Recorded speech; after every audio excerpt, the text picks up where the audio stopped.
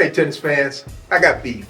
All right, I got beef. I was watching the French Open Women's Final, and Coco Gauff won her second Grand Slam title, wearing that New Balance outfit, looking sharp. So I just knew that next commercial was going to be New Balance was going to come out, put out a commercial saying, "Congratulations, Coco Gauff. New Balance is proud of you." Fanfare, streams, everything. Nothing. Now don't get me wrong. Coco Gauff is one of the highest paid women athletes in the world. She's earned it on the court, and she's earned it the way she carries herself as an athlete and as a human being.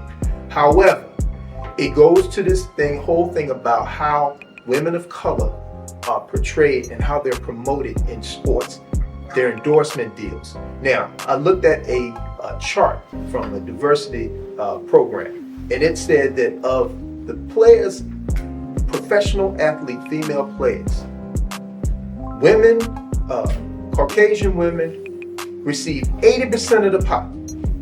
Women of color, not just African American or just not black women of color get 20% of that pop.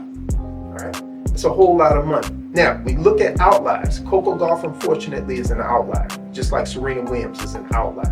They were just incredible and great, and they got their share, but their share in proportion. They took the biggest part of that 20%. And unfortunately, we have a lot of women of color who are in sports, who are playing at a high level, but are just not getting the recognition. They're not getting the endorsements that they need.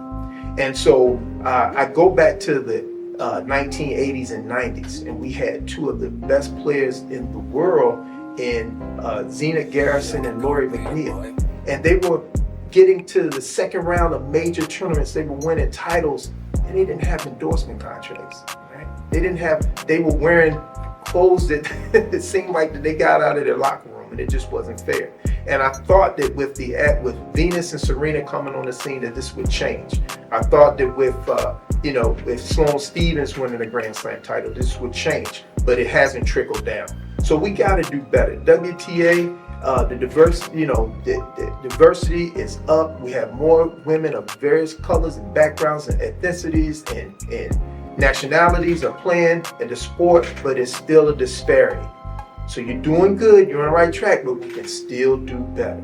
So let's go ahead and understand that those old concepts that women of color are not marketable, or that we want to have that girl next door, blonde hair, blue-eyed look, that's old, that's passe.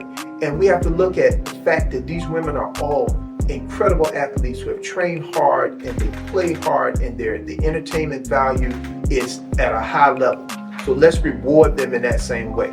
So if you're a top woman player, like it doesn't make sense that Taylor Townsend doesn't have a major endorsement deal now. She's on even though she's not a top singles player, but she's a top doubles player, and she's a great draw. The entertainment value of her is way high. When people see her name on a draw, they want to come and see her play because she's an entertainer and she's an incredible athlete. So let's make sure that we're making that equity is in that sport across the board, and that these companies take a chance on these athletes, take a chance on those young women of color, because they will sell your product, believe it or not. And that's my beef for today. I hope you all have a good one, and I'll see you on the podcast.